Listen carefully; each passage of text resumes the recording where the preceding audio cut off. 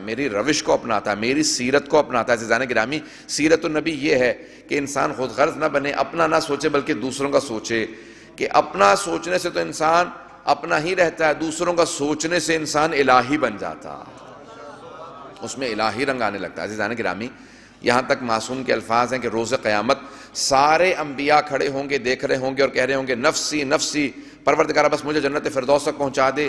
جناب نوح نے یہی کہا تھا نا، پروردگارہ اتنی میں نے تبلیغ کی، 950 سال تبلیغ کی ہے، مجھے جنت تک پہنچا دے، امت پہ عذاب نازل کر دے۔ 950 سال تبلیغ کے باوجود ایمان نہیں لائے۔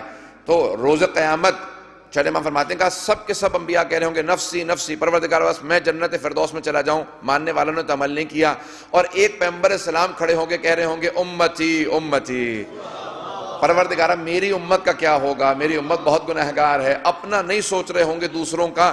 معراج میں جب ختمی مرتبت گئے تو خود اللہ نے سوال کیا، اور اب یہاں پہ ایک جملہ اچانک ذہن میں آیا تو اس کو پیش کرتا چلوں۔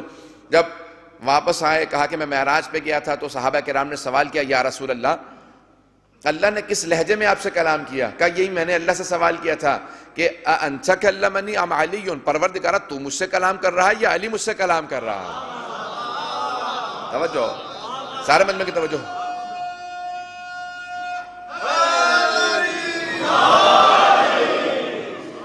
کہا پروردگارہ تو مجھ سے کلام کر رہا ہے یا علی مجھ سے کلام کر رہا ہے؟ کہا میں کلام کر رہا ہوں۔ کہا پروردگارہ لیکن لہجہ علی کا ہے؟ کہا میرے حبیب میں دلوں کے بھید جانتا ہوں۔ جب آپ معراج پہ آئے تو میں نے دیکھا کہ اب اس طراب میں ہے جہاں سارے ملائکہ رک گئے، انبیاء رک گئے، جہاں کسی کے آنے کی مجال نہیں تھی، میں نے عرش اعظم پہ آپ کو بلایا۔ جب آپ تشریف لائے تو میں نے دیکھا کہ آپ ایک مرتبہ ایک عجیب سی کیفیت کے اندر ہیں، تو میں نے آپ کے دل میں جھانک کے دیکھا، جو آپ سے سب سے قریبی نظر آیا وہ میں نے علی پایا۔ تو میں نے علی کے لہجے میں آپ سے کلام کیا تاکہ آپ کو اپنائیت محسوس ہو۔ تو کہا وہاں پہ خداوند نے بتایا، اے میرے حبیب کیا آپ جانتے ہیں میں نے آپ کو کیوں سب سے بلند مقام عطا کیا، سارے انبیاء کا سردار آپ کو کیوں بنایا، سید الانبیاء آپ کو بنایا، امام الانبیاء کا؟ پروردگارہ تو بہتر جانتا ہے۔ عزیزان گرامی، عظمت محمد مصطفیٰ صلی اللہ علیہ وآلہ وسلم یہ ہے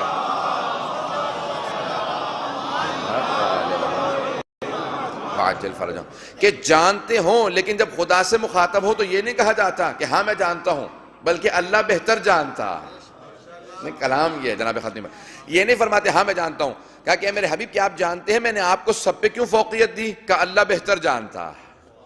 میں جس کو انتخاب کیا، کیا وہ نہیں جانتے ہوں گے کہ ان کو کیوں انتخاب کیا گیا ہے؟ کہ اللہ بہتر جانتا ہے۔ کہ میرے حبیب اگر میں سب کو آزاد چھوڑ دیتا تو جو سب سے اخلاق میں آگے پہنچتے وہ آپ ہوتے۔ انکا لعلی خلق عظیم، آپ خلق عظیم کے مالک ہیں۔ آپ اپنے دشمن سے بھی مسکرا کے پیش آتے ہیں۔ عزیزان گرامی، حبیب خدا کا، امیر المومنین کا بھی یہی روش تھی۔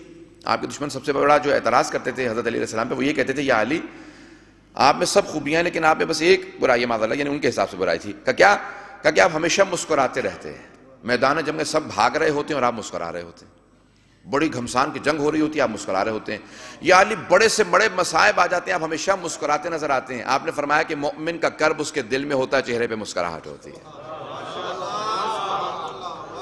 عزیزان گرامی، کہا کہ فوقیت دینا تو صرف اللہ کے لیے، محمد مصطفیٰ کے لیے اور ان کی آل کے لیے۔ کہا کہ اگر غم کا اظہار کرنا ہو تو صرف ان کے لیے غم کا اظہار کرنا، اپنے غم کو چھپا کے رکھنا۔